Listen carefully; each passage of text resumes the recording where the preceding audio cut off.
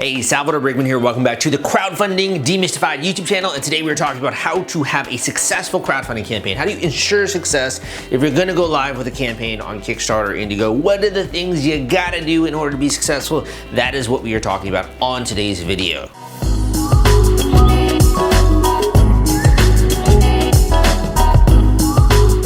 If you've done your homework, you'll see that the majority of campaigns out there when it comes to crowdfunding are not successful. If you go on Kickstarter, depending on the category, the success rates are gonna vary. It could be 20%, could be 40%. At most, usually it's 40%. The vast majority of campaigns out there are not successful when it comes to launching a campaign. And I've been studying this for the last several years, and I wanna share with you some ways you can ensure success or at least highly increase the likelihood that you are going to be successful when it comes to a crowdfunding campaign. Of course, there are flukes out there, projects that just kind of blow up that are viral successes, and you can't really account for that. Instead, I want to focus on the things you can control, and that comes to your own actions, your own marketing, and actually getting some indications of demand there. So let's talk a little bit about some of the metrics that you're going to want to focus on, and also some of the steps that go behind a successful crowdfunding campaign. The first one is that you want to ensure that there is demand for the product or the thing that you're going to be trying to raise money for. Whatever project it is that you're trying to raise money for with crowdfunding, you want to ensure that there's some kind of demand, that you aren't the only person basically out there that want to see this thing exist in the world. And the way you do that is you look at the problems that you are solving. In order to assess demand, you have to think about the problem that the product is solving, and in particular, the number of people out there that experience that problem. And you can do that by doing a lot of different stuff. You can go on Facebook, you can see the audience size of people that are interested in particular topics. You can go out there and look at online forums. You can see if there are any kind of communities out there on Reddit. Basically, how many people out there experience the problem that you are solving, and in addition, that they want the proposed benefits. Now, every single product has some kind of a promise behind it. You're promising that with this new camera, you're gonna be able to shoot super cool 2K footage, and it's gonna improve the quality of your video. It's so much better, the lens or whatever it is. Whatever product it is that you have that you're trying to sell, or the campaign that you're gonna be creating has some kind of a promise, and you have to figure out, do people care about this promise, and are you presenting it correctly? So first of all, you wanna think about the problem, the number of people that have that problem, and then you want to test pricing demand, if possible. How do you test pricing demand? Basically, what you're saying is, okay, there are people out there that experience the problem. There are a lot of people out there that, care about the promise that you're making with this product, that this product can do this thing and these incredible benefits. But how do you actually test the willingness of someone to exchange cash for that product? And the way you do that is a few different. Number one, you could do a successful pre-launch campaign. A successful pre-launch campaign where you basically set up a pre-launch landing page, and you can say whether or not people are interested in this. You say this is a 30% discount, or you're getting whatever percent off. And if people opt into that landing page after seeing the proposed benefits and the big promise behind the product, that is usually a pretty decent, I would say, assessment that there is demand for the product. In addition, other stuff you could do is you could have some kind of investment where people will decide to reserve the spot for being notified about the early bird reward tiers, being notified about when you come out with this product. They'll reserve their spot for $1 or some kind of nominal amount. And that's kind of just a small indication like these people actually want this product. Another thing you could do would be a false pricing page. So let's talk about these three different approaches. This is all part of the pre-launch. Pre-launch, and we'll also say validation. This is how we can ensure that there will be a successful crowdfunding campaign. Pre-launch validation. So the first one that we discussed was a pre-launch landing page. Now this landing page very simply is gonna have maybe a photo of the product. It's gonna have a big, bold promise here talking about what this product does for you. Maybe has a couple of features or benefits that you're gonna highlight. And then probably here and probably at the bottom here, you're gonna ask for some kind of an email address or a name, and that's gonna be percentage discount, let's just say. So percentage off, we'll say, you get 20% off if they join the interest list here to be notified when this campaign is going to be live. This is one way, very simple way. If someone comes to that page and they opt in, they give you the name and email, and they want 20% off, they're kind of like reserving their spot in that way, that shows that people are interested in this product. That is an indication of demand. If you're running this, so just say you're driving traffic here and you're getting email addresses at a relatively affordable amount, that shows people want to know more about this product. They care about the promise and they're interested in finding out where they can buy this thing. What's another way? We talked about the nominal amount. So you could have a very simple page here, kind of a similar promise and ask stuff here. You maybe have a video or photos or these different things, but instead what you're going to do is you're going to have some kind of an investment amount that you're going to have people take in order to reserve their spot. So we'll just say for this case, it's going to be $1. There are some agencies out there that might do this kind of a test for you, or you can do it yourself, or you can hire someone like me to put this together for you. But basically you're saying, okay, we send people to this page. We really want to figure out, do they actually care about this product and are they actually interested in this? What we're going to do instead of just asking for a name and email is we're going to ask for a small investment of some kind. Let's just say that investment is $1. If they pay $1, they're going to reserve their spot on an interest list, and they're going to be the first one to gain access to all of these incredible exclusive discounts and reward tiers. Maybe if it's Indiegogo, they get a secret perk. Maybe if it's Kickstarter, it's a time limit reward tier or early bird reward tiers or whatever. You are doing this for $1, and that is one way to show validation. Another thing you can do here would be we're going to, rather than sending people to a pre-launch page like this, it's going to be a pre-launch page, but also at the end of this page, if people really like it, there's going to be a button here that says learn more. After they go to this learn more section, it's going to be taken to another page.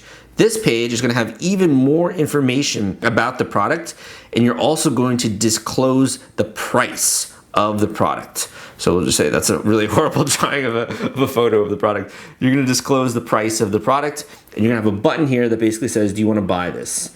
Do you want to buy it, or do you want to grab a copy, or whatever it is? This page is then going to go, and you kind of was going off the whiteboard here, but this is going to go to another page. I'll draw it up here, where this basically says, sorry, we are just testing, or we're sold out, or we're going to be actually launching this on Kickstarter, and we're just gaining a sense of demand when it comes to the actual product. So here, let's just say that you sent someone to this third pre-launch validation type of page. It went to a learn more button. It went to the next product page here. They were interested in it. They said, I want to buy this thing. Of doing that ad, you got 20 people that said they want to buy this thing, and then takes them to this testing page. You can then begin to calculate the demand there. If 20 people want to buy this thing, this is the revenue that would be generated from running this kind of a marketing campaign. And in that way, you can get some sense of, do people care about the promise? Do people care about the product? Do they like the photos? Do they like the imagery, the marketing that you're putting together? And are people willing to actually exchange cash? These are 3 different pre-launch validation techniques that you can use in order to determine whether or not people experience a problem, how many people, and test the pricing for pre-launch demand, and just to get an idea of if there is demand. This is the first step that you want to take in order to determine if you have basically something that is going to sell. Do you have something that's worth raising money for? Otherwise, it's going to be a little bit more guesswork, if you will, when it comes to launching your crowdfunding campaign. So this is the first step. Let's talk about the next step here when it comes to success. So we're assuming that you've done this. You've already validated the product idea. You already have a sense that this is worth spending time on. So the next thing you're going to want to do here is you're going to want to engage in a proper pre-launch. Now the pre-launch has a few different, I would say, gathering activities. So first of all, you're going to want to gather an email list of people who are interested in finding out when this thing goes live. In addition to the email list, you might also set up a Facebook Messenger bot if you'd be interested. Facebook Messenger bot, in order to further gather their contact information and maybe send them some stuff. So you have a pre-launch list. First one would be email list, then Facebook Messenger bot. Another thing you could do with your pre-launch would be build up social media profiles. So building up social media profiles, and that could be Facebook, Instagram, Twitter, LinkedIn, all these different, basically these different types of accounts.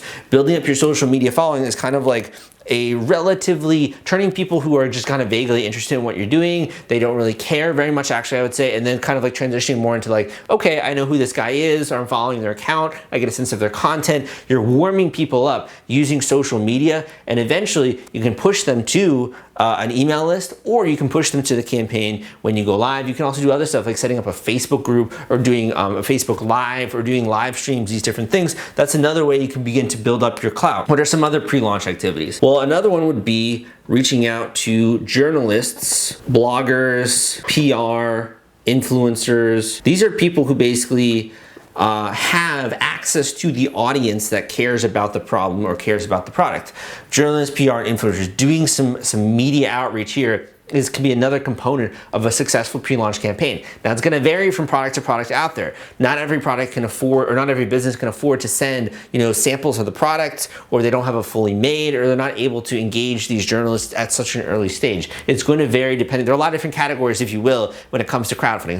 It's gonna vary there, but this can be a great way. So doing stuff like, we'll say activities of being press release, activities including things like cold emails. Other activities would be putting together a media list, putting together a media kit that can be used also when you're live. These are all the different activities you might want to do when it comes to your pre-launch, and you're starting to warm up and starting to tell the world basically about this campaign that you're going to be launching on Kickstarter or on Indiegogo. Two other big activities that I want to mention here. Obviously when you're gathering all of these things, there is going to be a launch sequence. It's kind of a little bit secretive, I'd say, that you actually want to put people through in order to maximum warm them up and to get them hyped up before you go live. That kind of goes a bit beyond this video today, but I'm just kind of going the broad strokes of doing a pre-launch here.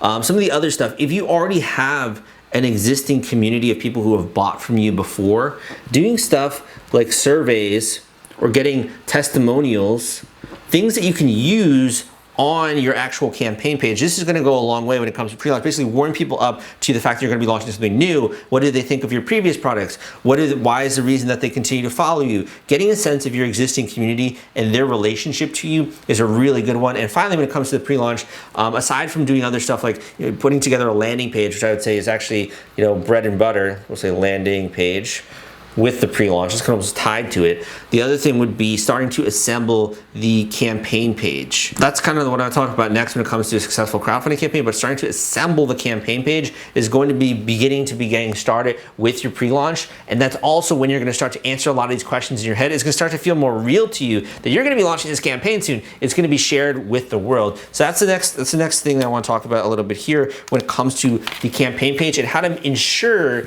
that you have a successful crowdfunding campaign.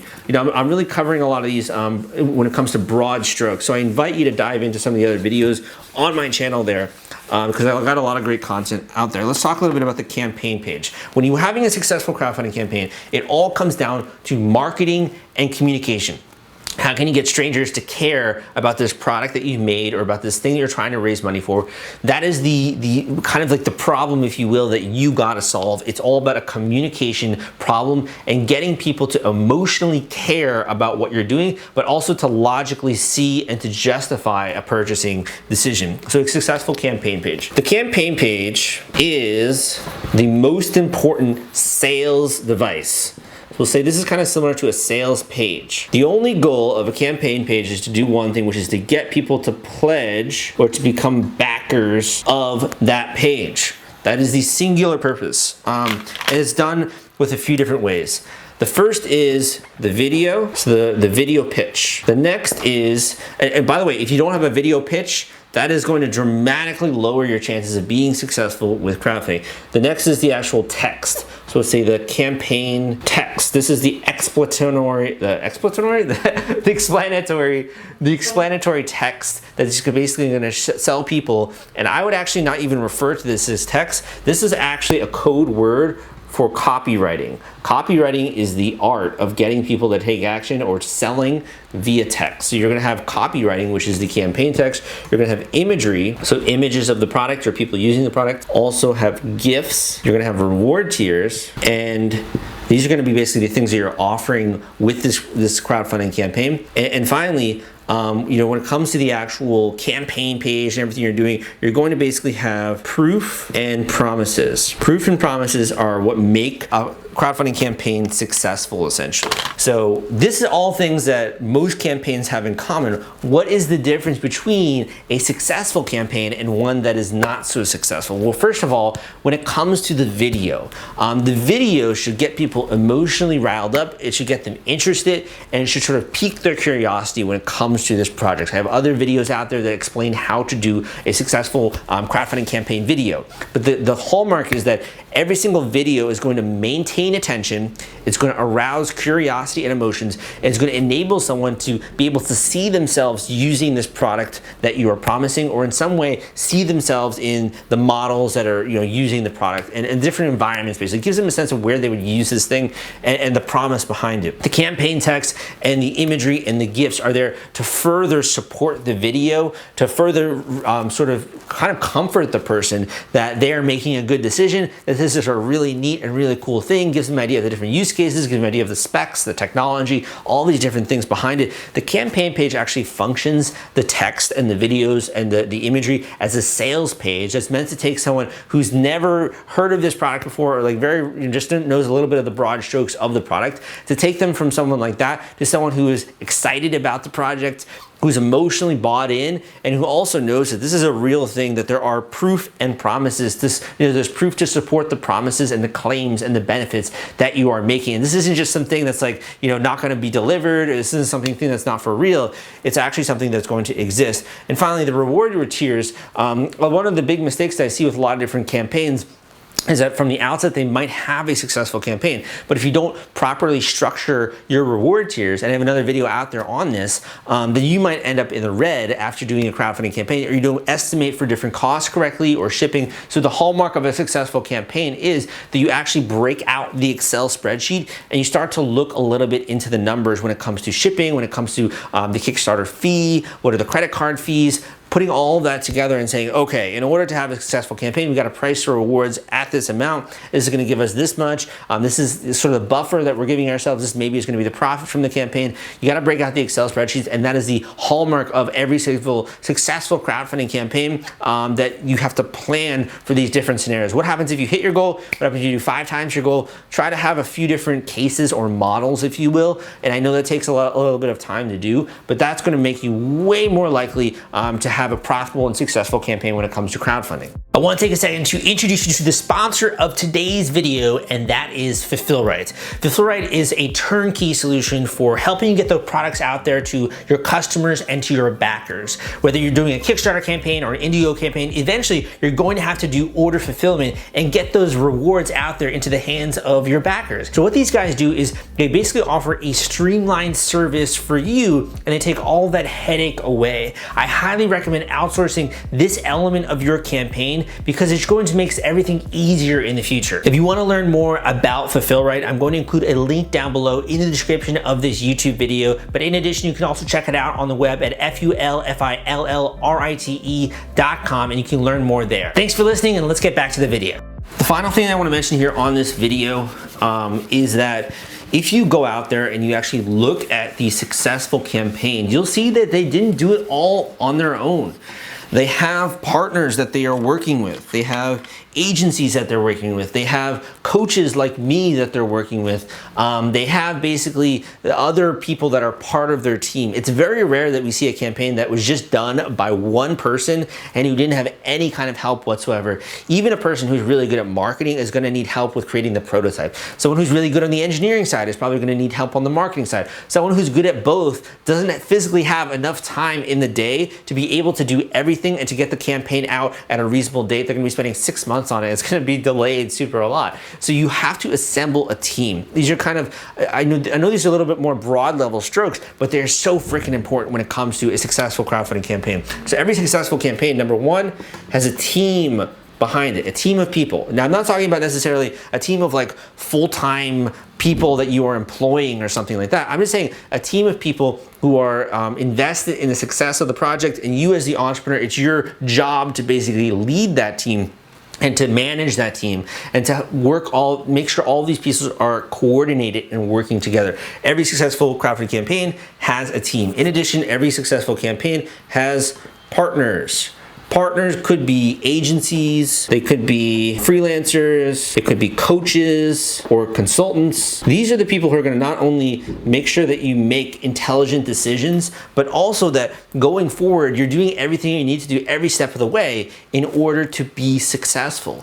A lot more of these campaigns you're going to see have lots of partners and people helping them out. I specifically help when it comes to the coaching front and also when it comes to helping with certain parts of the project, like maybe putting together the pre-launch, conducting that, or helping you with putting together the campaign page. So I'm willing to help and also give you recommendations on agencies if you want to go the higher tier, more premium route. So make sure you book a coaching call down below with me if you're interested in talking further about how you can assemble a team and partners around your project and also in general your launch strategy. I think an intensive coaching call is an incredible investment for anyone out there. It's really one of the smartest things you can do is just take advantage of my knowledge. Like, you're already watching these videos, you're already educating yourself. This way I can give you tailored advice and feedback when it comes to your specific category, your specific product, etc. So go and check out that link. At the very least, pick up a copy of the Kickstarter launch formula that has way more information than you're going to find in this video or any of my videos. It's really the blueprint and the step-by-step framework, if you will, to launch one of these campaigns successfully. So in addition to the team, which we'll say could be helpers, it could be equity partners, people who actually have a stake in your business. It can also just be friends. I would say like a crowdfunding street team. Your team, the partners, and finally I would say the mentors. The mentors isn't really talked about very much when it comes to crowdfunding, but this can make or break your project, because learning from other people who are successful or who have accomplished what you want to do not only gives you invaluable contacts, but it just also gives you a whole different world view. So mentors could be people like other successful project owners, so other successes in the industry. It could be listening to these people. Like, for example, on my podcast, the Crowdfunding Demystified podcast, you can hear from real people who, just like you, they don't have very much money, but they launched a campaign, they did 6 figures, they did 7 figures, they didn't expect it, and they share with you what worked for them. Listening to podcasts is a great way to gain access to mentors virtually. Also joining communities out there. So communities like Kickstarterforum.org. Kickstarterforum.org is a community where people are regularly sharing advice and feedback and asking questions and all that kind of stuff, or my Facebook group. A very easy way maybe to connect with some mentors. And finally, people that are coaches in the industry can also be mentors for your crowdfunding campaign. If they've worked with products that are similar to yours, or they've experienced success that you're looking for, or they've in some way helped other projects that you are trying to aspire to be, these are people who can become mentors or advisors with your project, and make sure that you are focused, that you're taking action, that you're being held accountable to your milestones. And I think that I would say, to finish off this video, the biggest thing that I see with hyper successful entrepreneurs and business people who are, have a $1 million business, that they're doing lots and lots of orders every single month, that they've set up their business, they have employees, all these different things. The number one thing that they are good at is setting up systems that enable them to be successful. They obviously have their own kind of skill set. They're obviously good or smart or intelligent or have resources, but the thing that really makes them different or levels up their level of success is being able to set up a system that enables them to succeed in a way that is larger than if they were just trying to do it themselves. I hope you enjoyed today's video. You took something away from it. If you did, give me a thumbs up. Let me know. Come subscribe for more videos like this. My name is Salvador Briggman. Also, if you're interested, go and book a coaching call down below. Check out some of the links we got in the description. And if nothing else, just consume some more videos here so you can get up to speed more quickly and you can launch that crowdfunding campaign. And hopefully you will be successful. And I would love it. I love seeing success stories in the community. I love having actually success stories on my podcast. People who have either listened to the show before, or YouTube videos, or read my books, and you see them be successful. Like, it's really the highest compliment as a teacher to see your students seeing success in any kind of way. So I hope you enjoyed this video. My name is Sal, and I'll see you next time.